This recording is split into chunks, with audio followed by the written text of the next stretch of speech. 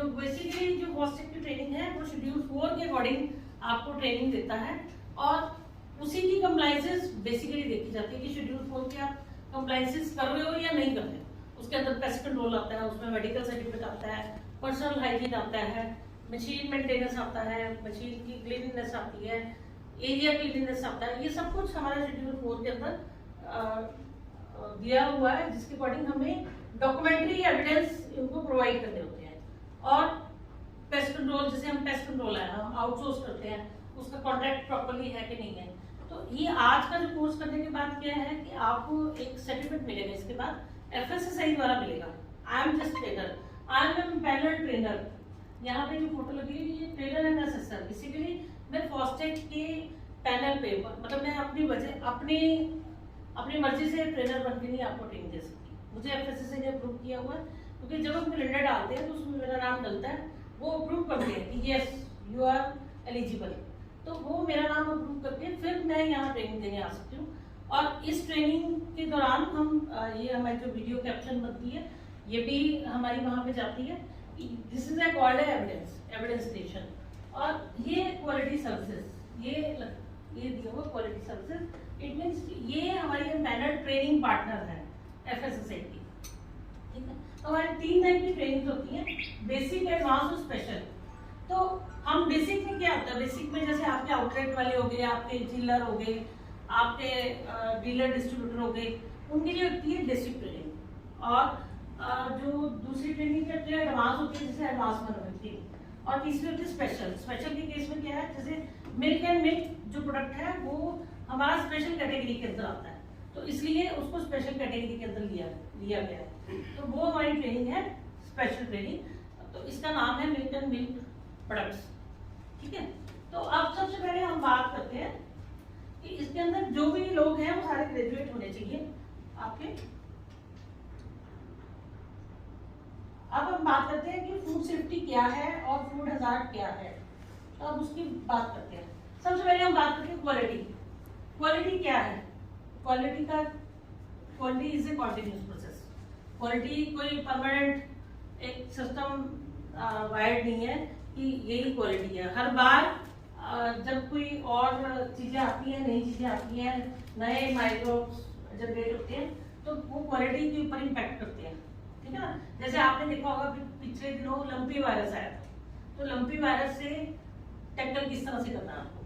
ठीक है, क्योंकि वो दैट इज जहाँ से आप मिल्क लेते थे, क्योंकि अल्टीमेटली तो आप फार्मर से ही दूध ले रहे हो और वो चिलिंग पॉइंट पे लेके आ रहे हो।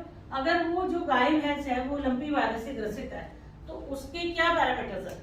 तो हम हमेशा लोगों को बोलते हैं कि आपको सीधा दुधारू से जो दूध चोने वाला होता है उससे दूध ना लेके आपको पेस्चराइज्ड मिल्क का यूज करना चाहिए, बिकॉज आप लोग उसको टेक्निकली पूरा जर्म फ्री कर देते हो। तो जब जर्म फ्री करोगे तो पीने लायक दूध बनता है। ठीक है, तो ऐसी कुछ चीजें। तो फूड सेफ्टी क्या चीज है? फूड सेफ्टी के अंदर सबसे बड़ा फूड बॉर्न इलनेस नहीं होनी चाहिए किसी भी तरह की, कि हमने इस चीज को खा लिया और उसके बाद हमारे अंदर इलनेस आ गई, तो इस टाइप का कोई काम नहीं होना चाहिए। फूड हजार्ड की बात हम करते हैं। हजार्ड आपको पता है 3 तरह के हजार्ड है, और चौथा हजार्ड हमने इम्प्लीमेंट कर दिया एलर्जेंस। पहला है फिजिकली हजार्ड, दूसरा है केमिकल हजार्ड, तीसरा है माइक्रोबायोलॉजी हजार्ड और चौथा है एलर्जेंस। एलर्जेंस मतलब आजकल आप देखते होंगे कि बच्चों को शुरू से ही जन्म लेते ही किसी को ग्लूटेन से एलर्जी है, किसी को दूध से एलर्जी है। ठीक है, तो इसलिए अगर आपने देखा होगा कि आजकल टोफू ज्यादा चल रहा है। आपको पनीर, उनको मिल्क से एलर्जी होती है तो पनीर तो देना ही है, बेसिकली उनको प्रोटीन देना है, तो वो क्या यूज करते हैं? टोफू यूज करते हैं ऐसे बच्चों के लिए। तो आपको लिखना पड़ेगा जहां जहां आपका दूध का प्रयोग हो रहा है, या आपकी नस्ल तो है ही मिल्क से, तो आपको एक हाईलाइट एलर्जेंस का एक हाईलाइट लिखना पड़ेगा कि आपकी अगर किसी को भी दूध से एलर्जी है तो वो कृपया इसको ना दें। ठीक है, ये नोटिफिकेशन देनी चाहिए। और जो सबसे बड़ी नोटिफिकेशन क्या है, जो लेबलिंग इंस्ट्रक्शन है, दैट शुड बी इनएप्रोप्रिएट। मतलब आपका जैसे जो शॉर्ट शेल्फ लाइफ है, बेस्ट बिफोर, वो डेट लिखनी चाहिए आपको, क्योंकि वहां पे मैन्युफैक्चरिंग डेट आप नहीं लिख सकते। ठीक, और उसके बाद उसका वेट, जो वेट्स एंड मेजरिंग डिपार्टमेंट है, और उसके साथ कस्टमर केयर नंबर, और उसका ईमेल आईडी, और उस फोन को उठाता कौन है, जीएम उठाता है, मार्केटिंग वाला उठाता है, या प्रोडक्शन वाला उठाता है, कौन उठाता है उस नंबर को, वो नंबर एक्टिवेट रहना चाहिए। तो ये सारी हमारी लेबलिंग इंस्ट्रक्शन के अंदर काउंट होती है, ठीक है। ये बेसिकली हम जो आपको बताने जा रहे हैं कि फूड सेफ्टी जो है एक्ट 2006 का एक्ट है, और इसकी इम्प्लीमेंटेशन 2011 के अंदर हुई थी। 2000 क्योंकि पार्लियामेंट से एक्ट जब पास हुआ 2006 में हुआ, उसको इम्प्लीमेंट करने में टाइम लगता है किसी भी एक्ट को, क्योंकि ये बड़ा लेटेस्ट एक्ट है। आपने देखा होगा मोटर व्हीकल एक्ट है या ड्रग एक्ट है, ये सारे बड़े पुराने एक्ट है। जो फूड सेफ्टी एक्ट है वो 2006 का एक्ट है, विच इज इम्प्लीमेंटेड इन 2011। 2011 के अंदर सरकार, ये सेंट्रल गवर्नमेंट से जब संसद से एक्ट पास होता है तो उसका मतलब क्या होता है कि कोई भी स्टेट इसको डिनाई नहीं कर सकती, ठीक है। ना ही कोई कहे भी ये मेरी सरकार है, मेरी कौन सी सरकार है, तो कोई भी इसको डिनाई नहीं कर सकता, क्योंकि जब पार्लियामेंट से कोई चीज पास हो जाती है तो इसका मतलब क्या है कि वो एक्ट को मानना हम सबकी जरूरी है।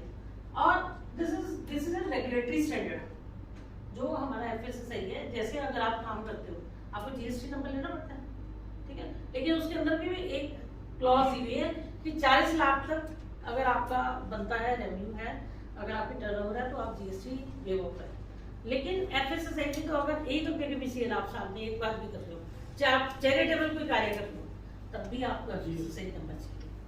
मतलब ये this is regulatory.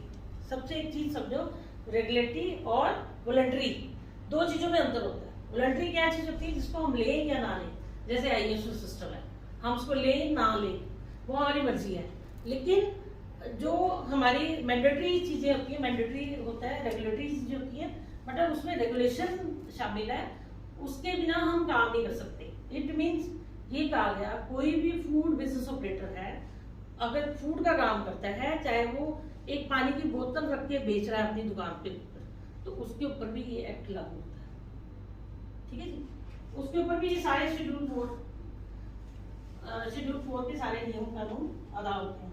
Recent concern of the food safety, जो भी रीसेंट कंसर्न हमारे होते हैं कि कभी बाढ़ आ गई, कभी वो भी फूड को इम्पैक्ट करते हैं ना, हमारी गाड़ियां रुक जाती हैं। जैसे जिन दिनों बाढ़ आई थी अभी अम्बाला में, तो आपकी गाड़ी नहीं आ पाई, तो उस टाइम पे आपने दूध की प्रिक्योरमेंट कैसे की, दूध को सेव कैसे करके रखा, वो सारी बातें, क्योंकि हिमाचल में आपकी गाड़ी जाती थी, अब हिमाचल में तबाही होगी, तो उस टाइम पे आपने क्या किया, तो वो एक आपकी रिकॉल टीम बनी होनी चाहिए, आपकी एक इमरजेंसी टीम बनी होनी चाहिए कि जो कि डिसाइड करेगी कि हमने करना क्या है।